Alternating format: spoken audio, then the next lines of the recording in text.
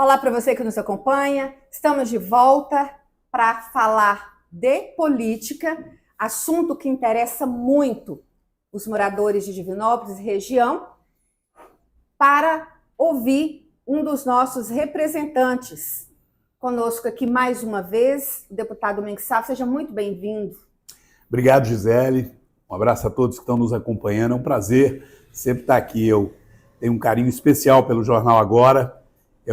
Eu acho que posso dizer que é o veículo de comunicação mais tradicional e mais longevo, ou seja, que tem mais história na nossa Divinópolis e na região. E não é por acaso. Vamos dizer... Ninguém vive tanto tempo assim sem se cuidar, né? Ainda mais no mundo do jornalismo. Ninguém sobrevive mais de meio século contando a história de Divinópolis e agora de todo mundo, né? Porque a internet é mundial, por acaso. Sem dúvida. Eu começo então falando que eu, de certa forma, me sinto parte dessa história também. Acompanho o jornal agora desde quando eu era presidente da cooperativa, né? Isso faz aí um bom tempo, hein? Desse mais de meio século, eu tenho, portanto, uns 35 anos aqui de convivência e sendo notícia. Graças a Deus, Gisele, são notícia 3 décadas, boa, mas viu? você está do mesmo jeito. E olha que, graças a Deus, eu nunca entrei nas páginas mais tensas aqui do jornal, não. A gente tem boas notícias e hoje eu estou trazendo mais notícia boa. Isso já é o que a gente pode dizer, né? Uma conquista e tanto ao longo dessas 3 décadas, né?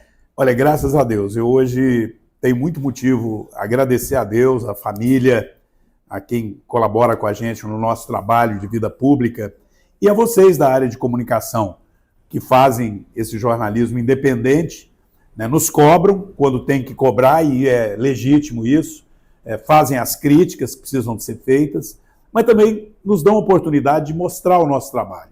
E ao longo do tempo foi muita coisa boa.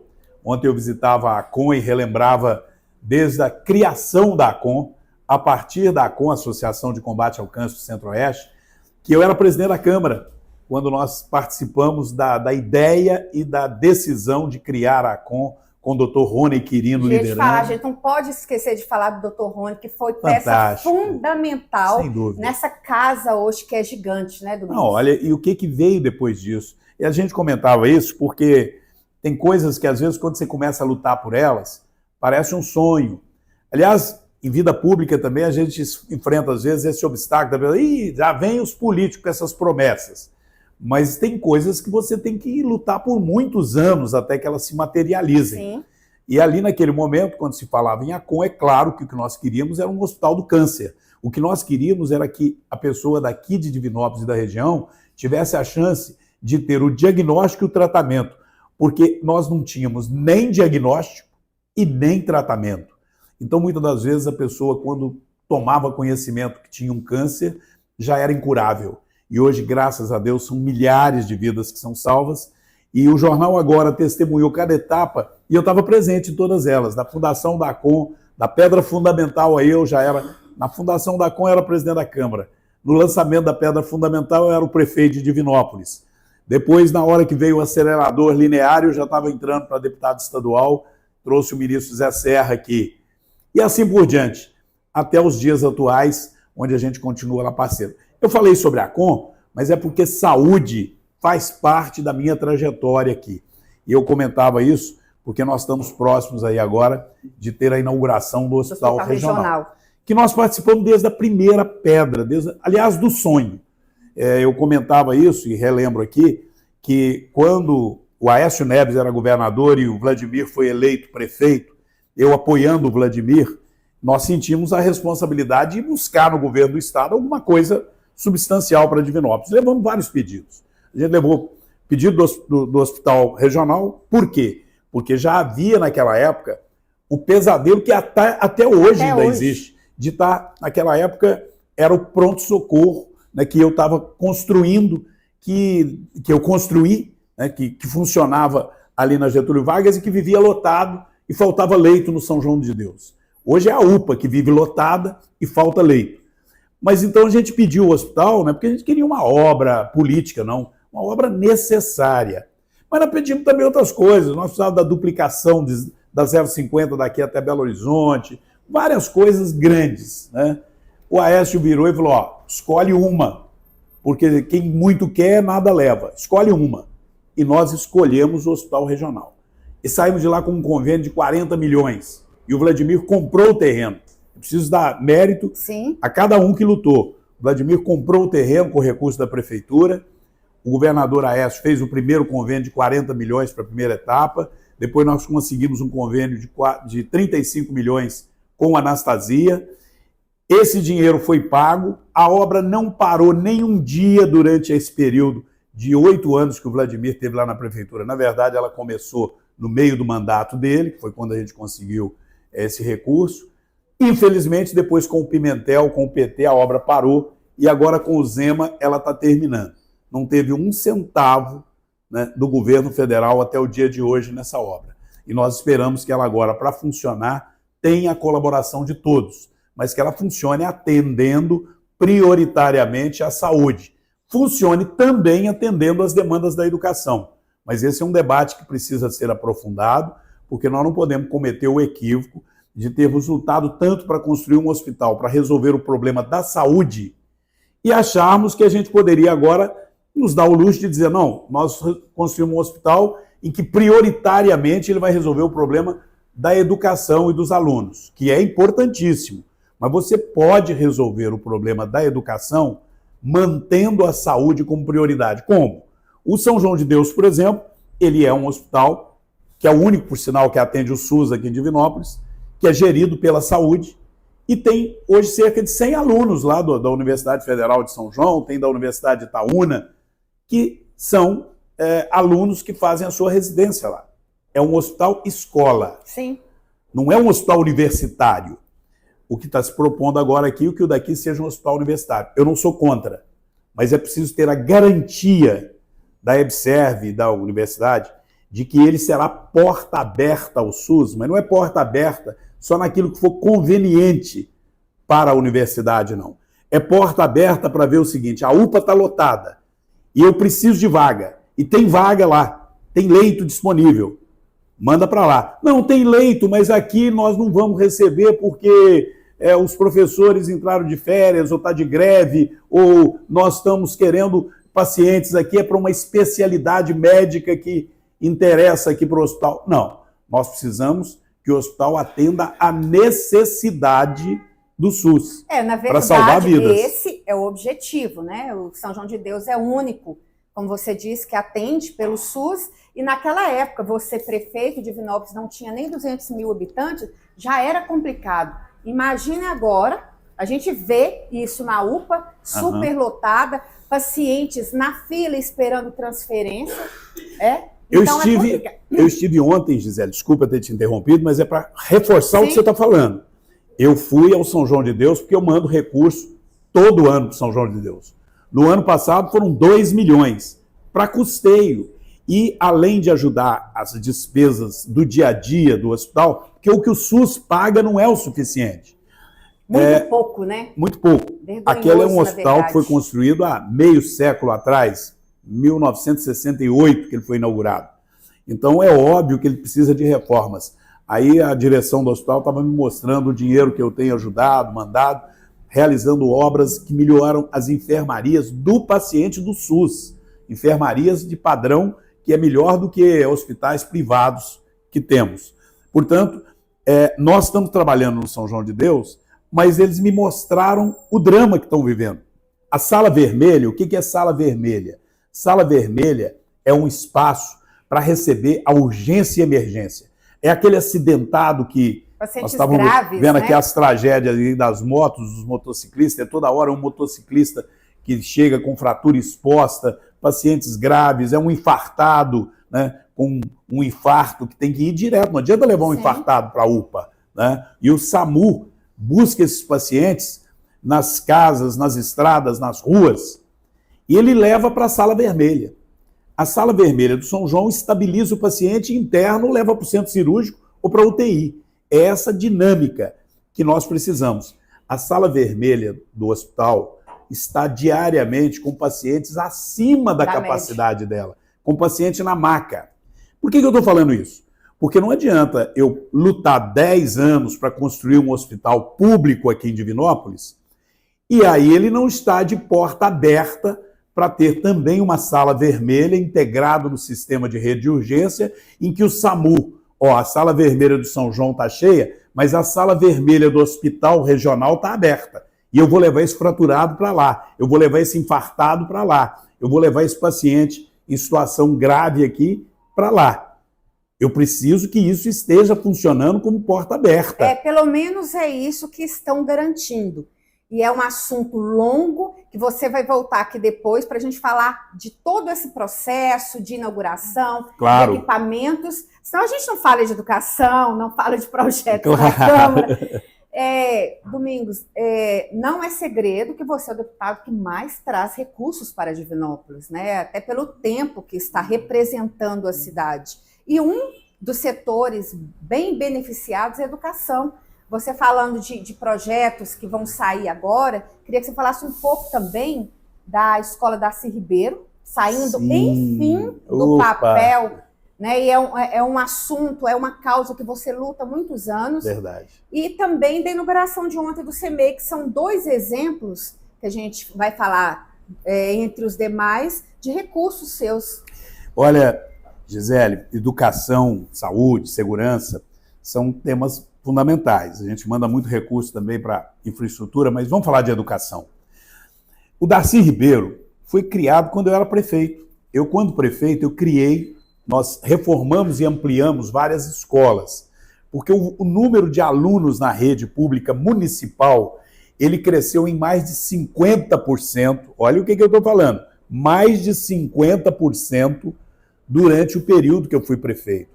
Nós tínhamos 7 mil alunos na rede pública municipal quando eu assumi a prefeitura em 1990, em 1º de janeiro de 97. Quando eu terminei o meu mandato, nós tínhamos entre 12 e 13 mil alunos na rede pública municipal. Hoje é bem mais. Mas se você crescesse tanto em 4 anos, primeiro que a população não cresceu esse tanto. Então o que aconteceu, Domingos? Aconteceu o seguinte, até aquela década de 90, só era obrigado, o pai tinha a obrigação de matricular a criança após os 7 anos de idade. E o poder público só tinha a obrigação de ofertar vaga a partir dos 7 anos de idade. A turma da minha geração, você é muito novinha, mas você também pegou essa fase. 7 anos. Com 7 anos, você entrou para a escola. A alfabetização era a partir de 7 anos. Isso. Nós percebemos, e eu fui pioneiro nisso, que mesmo a lei não me obrigando, eu precisava colocar a criança a partir dos 5 anos, porque tinha que começar a alfabetização aos 5 anos. E aí eu fiz uma luta aqui em Divinópolis, ampliando escolas, e além de ampliar, eu tive que criar 3 novas escolas. A Escola Darcy Ribeiro, a Escola Paulo Freire e a Escola Dona Veneza. A Escola Dona Veneza é lá em Ermida. É um prédio maravilhoso. Dona Veneza era a mãe do Pancho, do João Luiz, que era meu secretário de obra, uma professora maravilhosa que tivemos em Divinópolis e que demos o nome de Escola Dona Veneza, uma escola com 2 pavimentos, muito grande, que recebe os alunos de Ermida e de todas as comunidades rurais. Construída pelo Domingos Sávio e coloquei em funcionamento. A Escola Paulo Freire fica ali no Nações, que também eu tive a alegria de construir e colocar em funcionamento. E a Escola Paulo Freire eu criei por decreto, nomeei os professores e alugamos o prédio do CEAS, que é da Igreja Católica. Na época, o prédio estava desocupado, nós alugamos, porque o meu mandato estava terminando, não dava tempo de fazer, mas precisava de pôr as crianças na escola. Agora, eu contei essa historinha, porque das 3 que eu criei, a Darcy Ribeiro ficou num prédio alugado. Gente, isso já fazem quase 30 anos, já fazem 23, 24 anos. E depois disso, nós viemos lutando para conseguir construir essa escola. O Vladimir ainda era prefeito. Quando eu falei que o Vladimir comprou o terreno do hospital, eu queria ajudá-lo a construir a Escola Darcy Ribeiro. Então o Vladimir comprou o lote que vai ser feita a Escola Darcy Ribeiro. Porque a prefeitura não tinha terreno ali no Niterói. Por isso também que eu não construí na época. Um bairro já mais central, né? Sim. Mas não é só o Niterói que vai receber a Escola Darcy Ribeiro. É ali aquela toda macro-região, Itaí, Espírito Santo, Niterói, região grande ali, Alto São Vicente, é muita gente ali que vai se beneficiar. Pois bem, o Vladimir comprou o terreno, eu pus uma emenda, mas a burocracia pública é terrível. É uma luta, os projetos não saíam, não andavam, a minha emenda venceu, acabou. Entrou o Galileu, eu lutei para ver se conseguia aprovar o projeto e não aprovamos. Aí, não vou culpar ninguém, mas teve gente também que não teve tanta boa vontade quanto deveria. Exatamente, enfim, o que importa é que agora sai. Eu estou contando a história porque eu gosto de que as pessoas também que lutaram sejam reconhecidas. Sim. A atual secretária de Educação, Andréia, o prefeito Gleidson, a sua equipe, me ajudou muito. A presidente do FNDE, Fernanda, que me recebeu lá, me ajudou a aprovar o projeto. E eu fiz uma outra emenda, coloquei novamente uma emenda parlamentar, para poder, com a emenda parlamentar, ter um empenho, porque você não consegue que o MEC assuma uma escola se não tiver uma previsão orçamentária, pelo menos para começar a obra. No mínimo, de algo próximo de 20% do valor da obra. E eu coloquei a emenda, o MEC assinou o contrato com a prefeitura licitou, finalmente, na semana que vem, nós vamos dar ordem de serviço com a empresa lá no local, começando a obra da Darcy Ribeiro. Uma luta também de quase uma década até essa escola ficar pronta. Exatamente. Ela, como hospital, tem a sua participação e são obras que demoraram tanto, mas, enfim, a população pode se beneficiar em breve. E falamos em escola, então você comentou, 2 estão quase prontas, devem ser inauguradas agora, dentro de 2 meses ou 3 meses.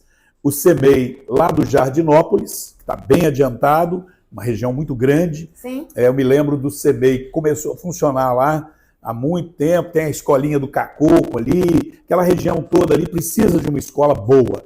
E o CEMEI do Jardinópolis vai alcançar muita gente. Sim. E no Candelário Oliveira, que a primeira escolinha que começou lá era uma creche numa casa que eu aluguei como prefeito. E até hoje nunca se construiu ali uma escola para educação infantil. Então o CEMEI do Jardinópolis de Oliveira eu visitei ontem, está bem adiantado. E além do Darcy Ribeiro, vamos começar uma escola lá nas Roseiras, que eu também trabalhei ao lado do prefeito para conseguirmos a aprovação. Então nós estamos de olho na educação, mandamos um recurso agora para a Universidade do Estado de Minas Gerais, esse recurso deve estar sendo aplicado lá, já mandamos recurso para a Universidade Federal de São João del Rei, mandamos recurso para o Instituto Federal, para o Cefet, aqui em Divinópolis, né? Enfim, educação é prioridade, nós não vamos descuidar dela. Exatamente. Para finalizar esse nosso bate-papo, Domingos, o projeto de anistia. Olha, essa é uma pauta, gente, que está gerando muita polêmica. E, às vezes, o cidadão, na primeira atitude, a gente está vivendo num mundo tão violento, com muito problema, mas vai perdoar quem quebrou patrimônio, quem destruiu o patrimônio, quem isso? Não. Vamos analisar a coisa com senso de justiça, com prudência. Eu entendo que qualquer pessoa que cometeu um crime deve pagar pelo crime, mas deve pagar pelo crime que cometeu, e não simplesmente porque a gente quer fazer daquela pessoa um exemplo. Nós, mineiros, não podemos esquecer a nossa história. Olha o que fizeram com o Tiradentes. Vamos pegar esse cara como exemplo, vamos enforcar e esquartejar. Hoje é o mártir da nossa independência, porque ele foi usado como exemplo para dizer, ninguém mais tente falar, né? Ninguém mais fale em independência de separar o Brasil de Portugal. Bom, Domingos, você está exagerando querer comparar o que ocorreu no dia 8. Algumas pessoas que estão sendo condenadas a 14 anos de prisão pode ser comparada sim, porque estava ali apenas sonhando com a sua possibilidade de manifestar a sua opinião. Não quebraram nada, não destruíram nada. E eu vou dar um exemplo aqui de Divinópolis, tá bom? Um exemplo que qualquer um aqui pode constatar. Eu visitei aqui na colônia penal Floramar um detento já condenado pelo Alexandre de Moraes, um ferroviário. Eu vou preservar a identidade aqui, porque já não basta o sofrimento da família e dele pela injustiça. Um ferroviário aqui de Divinópolis, com mais de 60 anos, aposentado pela rede ferroviária. Ele ficou viúvo ainda jovem, criou os 2 filhos sozinhos, trabalhando muito, não tem nenhum antecedente criminal, nunca cometeu nenhum crime, não quebrou nada lá em Brasília. Ele estava em Brasília, estava manifestando que não estava conformado com a situação, porque todos se lembram, no pós-eleição, todos se lembram que havia, sim, muita gente manifestando que sentia que a eleição não foi limpa, que o jogo não foi limpo, que não estava correto. E ele, como outros, foi convidado a ir a Brasília e foi. E no meio daquela confusão, isso ele me contou, e foi o que ele usou como defesa, mas nem tomaram conhecimento da defesa dele, nem aceitou que o advogado dele pudesse fazer a sustentação oral da defesa. Ele nem foi julgado individualmente, julgaram ele coletivamente, num grupo, como se ele fosse um número, não um ser humano, e condenou a 14 anos de cadeia, sem direito a recurso. Esse cidadão está preso aqui na Floramar, injustamente. Mas, Domingos, não tem outra alternativa senão anistia? Não tem. Não tem outra alternativa. Porque, infelizmente, fizeram a coisa da maneira errada. Se ele tivesse sido julgado como era o correto na primeira instância, ele podia recorrer para a segunda instância, provar a inocência dele. Eu dizia que ele me contou que no meio daquela quebra-quebra e com a polícia julgando bomba de gás lacrimogêneo, como ele não estava participando da quebra-quebra, ele foi para o lado da polícia e ficou atrás da polícia, entre a polícia e a Câmara. Quando a polícia controlou a situação e que o povo correu, aqueles que ficaram para trás, eles fecharam dentro da Câmara e receberam ordem para não liberar ninguém. E nessa ele foi conduzido, preso, sem ter cometido nada de errado, entendendo que estava sendo conduzido e que ia ser liberado. E está preso até hoje com 14 anos de cadeia. Esse testemunho que eu estou dando aqui no jornal agora é a primeira vez que eu estou contando em detalhes, Gisele.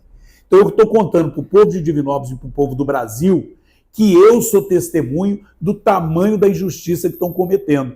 E como eu dizia, não há como ele recorrer, porque sentença do STF, que é a instância máxima, você só recorre a Deus, ou então ao Congresso Nacional. É o último recurso, na verdade, né?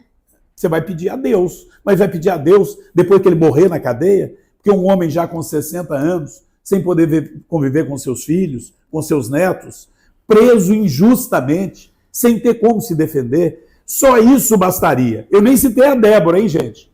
Que também está condenada a 14 anos. Vieram com essa conversinha de que ela vai ficar em prisão domiciliar, é até concluir a sentença, porque ninguém que é condenado a 14 anos fica automaticamente em prisão domiciliar. Ela está em prisão domiciliar até a conclusão da sentença. Se nós nos calarmos e falar, não, esquece, deixa esse povo pagar pelo que aconteceu, nós vamos estar cometendo uma injustiça que talvez a história vai cobrar de todos nós pela omissão. Então a anistia é humanitária, ela é necessária. Ô Domingos, mas e aqueles que quebraram lá, que invadiram, destruíram patrimônio? Tem as fotos, tem os filmes, tem como identificar, faz a anistia e processa individualmente cada um daqueles pelas atitudes que eles cometeram. Que não é golpe de Estado, porque não houve golpe de Estado. E nem eles tinham condição de promover um golpe de Estado. Era num domingo, com a Câmara fechada, com o STF fechado, sem ninguém lá, e nenhum deles estavam lá para assumir o comando do Brasil. Golpe de Estado é quando alguém assume o comando do Brasil. E não se faz um golpe de Estado sem ter ali as Forças Armadas te dando suporte, para você assumir o comando e dar outro destino ao país. Graças a Deus que isso não só não aconteceu, como não acontecerá. Agora, se insistirem em cometer as injustiças que estão cometendo, aí sim estão cometendo um golpe de Estado no Brasil. Porque estão destruindo, rasgando a Constituição, fazendo do STF uma ditadura no Brasil. O STF está implantando uma ditadura no Brasil. Eu tive só um processo na minha vida, Gisele. Talvez essa entrevista com você vai render o segundo. O processo que eu tive foi no STF. Eu nunca tive processo, nem aqui em Divinópolis, em lugar nenhum, porque, graças a Deus, sou um homem de bem. Agora, eu tenho coragem para falar o que precisa de ser dito.